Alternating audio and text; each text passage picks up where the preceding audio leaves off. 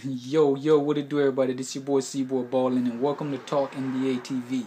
I know I've been MIA a little bit lately, but I've been getting ready for the playoffs. You know, the playoffs is right around the corner, so I've been getting everything, a little bit different. I've been slacking, you know what I'm saying? So I'm trying to get my show to look a little bit better than how it looks right now. I'm pretty lazy and stuff. I don't want a green screen and all that, so I've been getting everything prepared so I can be back green screening and doing all the necessary stuff that I need to do to get my show looking somewhat appropriate, somewhat professional, you know what I'm saying? But anyways, I'm basically going to drop a recap of the games that I watched today, and, the two games that I watched today were first I'm going to talk about the Miami Heat versus the New York Knicks in Madison Square Garden. The New York Knicks is on a 9-game home win streak that definitely got snapped down the stretch. It was a pretty good game. Carmelo Anthony erupted. The guy had 42 points, which was a brilliant performance by Carmelo. He actually shot over 50% from the field,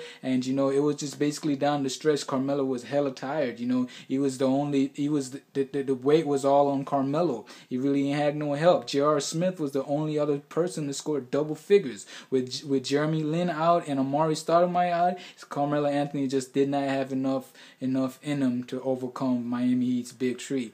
Dwayne Wade had 28 points and 9 rebounds, and he was definitely clutch down the stretch. And it was just Wade. Wade just started making some incredible shots. So he made some incredible moves. And LeBron James had some clutch shots as well down the stretch. So when LeBron making clutch shots down the stretch in the fourth quarter, you about to lose, because LeBron don't do that. You feel me? He had a double-double. Chris Bosh had a pretty decent night. He had a double-double, 16 points, 14 rebounds, and Miami basically overcome the New York Knicks. Carmelo Anthony 42 points, but it was just because of the fact that New York could not execute properly. They had poor shot selection, and they just couldn't control the ball game. Carmelo was tired with LeBron James on him. LeBron James got a bigger wingspan, and Carmelo was exhausted playing 43 minutes out of that game. So that was way too many minutes for Carmelo, and like I said, it was just too much pressure on Carmelo.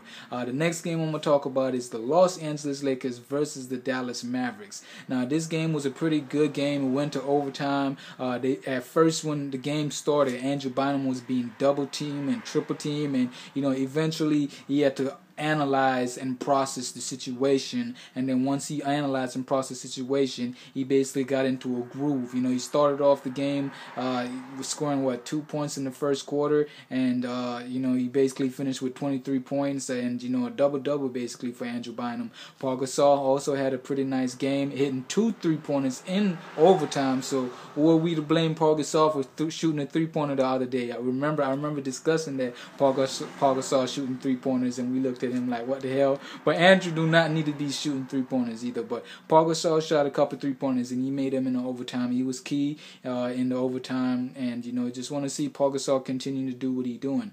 Meta World Peace, another nice night for Meta, 18 points for him. But the key guy was Matt Barnes, 11 points, 11 rebounds, 8 assists. Matt Barnes has definitely been hella productive for the Los Angeles Lakers since the absence of Kobe Bryant. I just want to see that productiveness continue as we go on to be in the playoffs, because the postseason is where it all matters. You see what I'm saying? You can't put up these numbers in the season, and then when the postseason comes when it really matters, you're not putting up these numbers. So definitely want to see Matt Barnes and Ron Artest continue to play the way they've been playing as of lately. You might not get no 18 points, or Matt Barnes can get 10 points coming off the bench, but Ron Artest might not get no 18 points, but 10 points is good enough too. Raymond Sessions, 22 points, 5 assists, was definitely a good night for him. And I know if Kobe Bryant was sitting out like he is now, there's no way in the hell Derek Fisher would have provided those numbers. So that's just to show that Raymond Sessions is definitely a better move, a smarter move for the Los Angeles Lakers. And basically, that's all I have to say. Let me know what are your thoughts and your comments. Post a comment. Don't just be a viewer. And thank you for watching. Deuces. Au revoir.